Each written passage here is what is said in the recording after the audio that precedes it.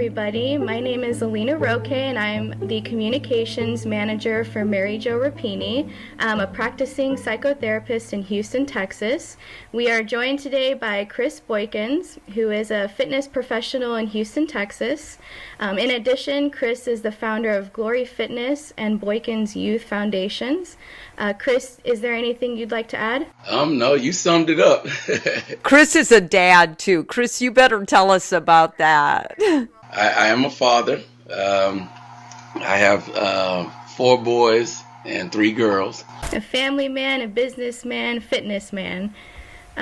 Thank you for joining us and trusting us to share your experience with racism and to bring more awareness to the community.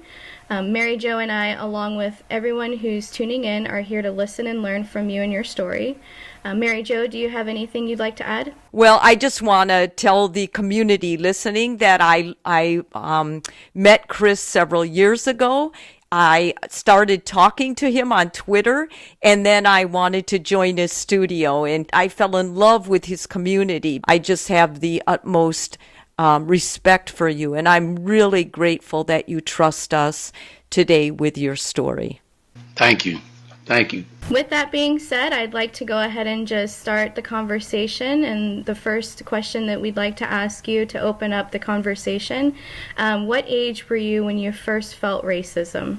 I want to say between the age of 9 and 10. I remember being in San Antonio, Texas, with my grandparents. They lived on the right by SeaWorld. And it was a more upper class neighborhood. My grandmother was a big time superintendent, I believe, in the San Antonio district, and my grandfather owned his own business. So they were pretty more welled off, at that time, and I had to move with them for a year because of some situations that had taken place in my home with my mother and my grandparents. And that was my first experience of racism. Mm-hmm. What did you notice about it, Chris? I guess coming from a lower income neighborhood and then going to a more upscale neighborhood, because at that time SeaWorld hadn't even been built in San Antonio. That community was in the $400,000 to maybe $500,000 homes. So it wasn't too many black people living in that area, and all the kids would come out and play, and I would try to go out there and play with them. Mm-hmm. And were they accepting of you? Yeah, I remember this one kid. I haven't talked to him in years, but I remember his name. His name was Rex Zababa. That was the first person I met outside. I was throwing the ball against the house. I was throwing it on the roof, and the ball would come down, and I would catch it with a glove. And he said, "Hey, you like playing baseball?" And I said, "Yeah." And he was like, "You want to go to baseball practice with me?" And I was like, "Sure." And so I ran in the house and asked, could I go to baseball practice with him? And my grandfather told me no, I couldn't go. So I didn't go that day, but he came back after baseball practice, and he actually knocked on the door and asked, could I come out and play? So my grandmother let me go out and play with him, and so that's how we built our first relationship. So really, I built friends off of Rex in the neighborhood. And, he was very accepting, and all the other people were accepting too. It was a couple of kids that were kind of, they treated me a little different because, I didn't know then that it was the color of my skin, but, now, after all these years, at some point I realized, wait a minute, that this is actually a problem. I got him to ask his father to come ask my grandfather, could I play on that baseball team? And so my grandfather, he went ahead and let me play. And that's where I first witnessed racism, on that baseball field. Wow. What did you experience? So I went to the baseball practice and the tryout, and first off, I didn't have any baseball shoes. I had on regular shoes. So a couple of kids were laughing at that because I wasn't dressed. And there was no black kids. I was the only black kid. Everybody else was white. And I think it may have been 2 Hispanic kids on that team. I made the team. And once I made the team, we actually played our first scrimmage game. And during our scrimmage game, the team kind of accepted me to a certain extent because I guess they realized I was kind of cool. But, they would make little comments and little jokes. But, it didn't really bother me until we played another team. And when we played another team, it was I'll never forget, when I went up to bat, some of the kids started yelling, "Hey, nigger, nigger, nigger, nigger, nigger. Hey, nigger, nigger, nigger, nigger, nigger." And I'm looking, but it didn't really hit me. And, they were kind of giggling with it, and they weren't loud, but they were just, kind of mumbling. And so the umpire stops and he kind of giggles and says, "Hey, y'all cut that out." Because at first, every time any other batter went up, they were saying, "Hey, batter, batter, batter." But when I went up, they would kind of, mumble that. And then when I went up the second time, I actually hit the ball to the gate and brought in like 2 runs. So the coach tried to, tell me, and he was like, "Look, Chris, just ignore that. Don't even worry about that. Just ignore it and keep playing." And then when I went back up to bat again the second time during the game, they were doing it again, but they weren't as loud. And then the umpire was like, "Hey, listen, y'all got to cut that out. Like, stop." But they kept doing it. They didn't stop. They did it the whole game. And then after the game, shook everybody's hand, but none of the kids on that team touched my hand. How painful. And for me, that experience didn't hit me. It stuck with me, but it didn't hit me until I got older. Yes, Chris. And so what I'm hearing is a lot of your experience began at such a young age, and there's more of an innocence around it where you just didn't really know exactly what was going on, from like people pointing out how they thought that you were different from them and the racial slurs that you had to encounter. So from that, I'd like to ask, so that people are aware that racism still happens today and is very real, could you share your most difficult or painful experience with racism? I think the most painful, other than that, because I think it once I realized what had taken place down the road, because I ended up going to a school called Neil Armstrong in San Antonio. And when I went to the school, I ended up running into some of the kids that we actually played against. That, because this happened going into the, to summertime when I moved with my grandparents. And so I ended up going to the school, and I remember one of the kids was like, "That was that fast nigger that played against us." And I looked, and I was like, "Hey, listen, man, you call me that again, I'm gonna punch your lights out." And when we went to lunch, he didn't say nothing then, but when we went to lunch, the kid took a chocolate milk and splashed the chocolate milk on the back of my neck. And I lost it then. At that point, I just lost it. So I beat him up, and I ended up getting suspended the first day of school at Neil Armstrong.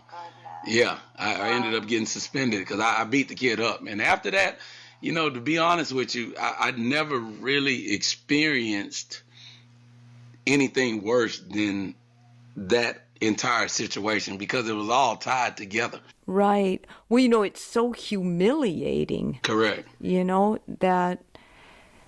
Did you tell your parents about that, or I guess it was your grandparents? Yeah, my grandparents. Yeah, I told them about it. I mean, because I had to tell them about the reason why I got expelled. I didn't get expelled. I only got suspended for 3 days. And then I had to apologize, and the kid had to apologize. But the apology. Well, he denied even saying that. He made it seem like I just was picking on him. And really, Rex's father and Rex were the ones that kind of vouched because Rex's father happened to know. Mr. Zababa knew one of the kids, not the kid that I had jumped on, but he knew the other kid father, and he went to the father, and the father and the other kid admitted that what happened, and that was the only thing that kind of saved me, from my grandparents, because that kid denied it, and the principal believed it. I think the thing that was just the most humiliating, it wasn't, and I really hate to say this, because if it was to happen to my kids now, I would have to figure out a way to handle that, with them. But for me, it wasn't the name calling, which would sound surprising. It was everybody laughing at the name calling. Right, like they were condoning. Correct. And that's what irritated me, because everybody was laughing. Well, Chris, that's what I think your joining us today is so important for, the fact that we know that when you're just a bystander and you allow insults and abuse in this manner, that this is a form of bullying. This is a form of hate. Absolutely, I agree. Absolutely. We're gonna go ahead and just move on to the next question now. It's, how do you think racism has limited your life? And if limited is not a good word, what word would you replace it with? I wouldn't say limited, because I don't feel that racism has limited my life. But I would say I know it's there. I know it exists. Me being 43 years old and all of the things that I've experienced in so many different forms of fashion, I would say one of the things that I notice but I ignore is, say for instance, walking into Sam's today. This happened today. I walked into Sam's. I had on a Glory Fitness mask on my face. I had on a black shirt. I had on a black Glory Fitness hat, gray shorts, and black shoes. And I'm walking through Sam's, and I stopped the basket to look at, whenever you walk into Sam's, they have all these items that they try to sell, like right at the door. Yeah. Yeah. So you know what I'm talking about. So yeah. I stopped and I was looking at like a little cooler, and this lady, she stopped first, but I'm behind her with the basket, and she turns around and she looks at me and she literally clenches her purse and looks over her shoulder, and she was like, "You can go by." And I was like, "Ma'am, I'm actually trying to look at that." And so she takes her purse and swings it in front of her, because it was on her right side. She swings it in front of her and clutches her purse and just stares at me like, "Please get from behind me." And Chris, as you say that, I can feel that from you. Like, that's visceral. Yeah. It's a sensitivity to it. I think a lot of white people don't understand that. They may think they're being real sly, or, it goes unnoticed. But I think black people are it's like when you shame or you put someone down long enough, or you stereotype them that they're going to rob you, that what often happens is you're nervous around them. So you hang on to what you're worried they're going to steal of yours. And man, that would be a whole nother conversation, because I see that happening when I am with a black person, especially if it's with a male. They treat us different. They don't know what to do with it, but they feel it. Yeah. I was just going to transition into the next topic, which you've already kind of touched on a little bit. Just asking, from your experience, as young as a 9-year-old boy to as recent as this afternoon, what do you feel white people miss or don't realize about racism? The thing that I think they miss is not understanding the history behind somebody's culture. And it's not just about their culture. Everybody has some type of history or historic culture that you should want to be interested. I think pretty much everybody has taken history classes, in high school and in middle school, but, even in history class, they don't really put that in there about different races. They'll talk about Malcolm X or a holiday or something like that, but the black race is bigger than a holiday. A white race is bigger than a holiday, or bigger than, they used to be slave owners. I mean, it's bigger than that. There's so much more culture behind every single race. And I think that if everybody understood and learned other races, it wouldn't be as bad as it is. Yeah, I think for the white people, there's a lot of feeling of guilt and shame. And that's why when people say, you were slave owners, or, our ancestors were slaves, there's an immediate defensiveness with white people and say, I never owned slaves and I don't have slaves. My family, we're from the North. We never had that. We don't believe in it.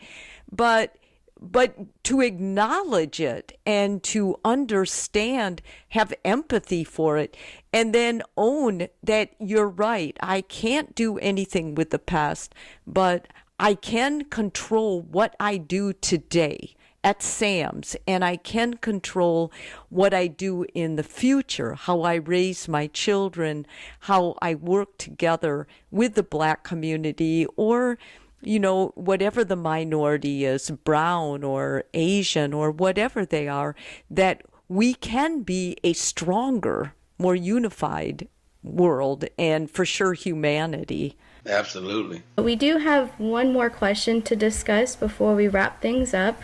Do you have an opinion on what is most important for change or healing to occur? I think if we all, because I don't want to just say, it's white people this or white people that. I'm not. I'm sorry. I have a lot of white friends. I have a lot of black friends, but I just think that if we dig a little deeper and not be afraid to want to know more about the history of each other's culture, instead of being afraid to approach those type of situations, like Mary Jo said, I just think it'll put a Band-Aid on it. I don't think it's going to stop. Yeah, that's my biggest fear, that we'll put a Band-Aid on it. But yeah. Chris, I believe that you knew George Floyd. Yeah, George Floyd, he was actually my roommate in 1996 at Texas A&M Kingsville. Mm-hmm. So I want to understand better how you reflect on that. When you heard that and saw that, where were you in your heart and soul? It really hurt, because I've taken a lot of losses from a lot of my friends. I know you've seen it on Instagram. I still haven't gotten over my cousin was murdered a year ago in March. My other best friend, died here in Houston. He ran into the rail on McGowan, into the train rail. A couple of years ago, which he died on the 21st, which was Father's Day. So all of that just it really took me back, because I know I have wounds that I haven't healed, dealing with how to deal with this grief, so that right there just it made me so numb. I like I said, I didn't even look at it as, a white cop killed Floyd. I just looked at like, man, why did his life have to be taken in this type of situation? And the funny thing about it is, Floyd used to always say, man, CB, I'm a living legend, man. I'm gonna leave this world a legend. Everybody gonna remember Big Floyd. He would always say that. He would always say that all the time in the house. Wow. He would always say that. And it was funny, because that's the first thing that popped in my mind when I got the phone call. It really broke me down, to where I haven't even, broke down or cried or anything, because I'm just holding so much on the inside. But, I just hate how that happened, and at the same time, you can now see clear where there's division and where there's unity. You can see it behind this situation. A lot of it was hidden, but now with that situation, you were able to see, when I watched all the news feeds and all of that, you can see where the division of some people that don't care that he was murdered, and you got a lot of white people and different races that were like, hold on, like Black Lives Matter and all this other stuff. So, you can just see where the world is divided. So, we're in a bad situation all the way around. Right. We're in a bad situation, or we're in an incredibly unbelievable time where God is fully pulling the strings to bring us together. And I think I want to believe that. I'm going to embrace that. I agree 100% with you. I think anybody who had blinders on has been taken away from them, and we see more clearly now. So I'm so grateful you're here with us, Chris. And thank you for having me here on this platform. Thank you for having the courage to discuss this hard topic with us. I really appreciate it. And your experience, it gave me chills at the end, just hearing everything that you had to say. It was really powerful. Thank you.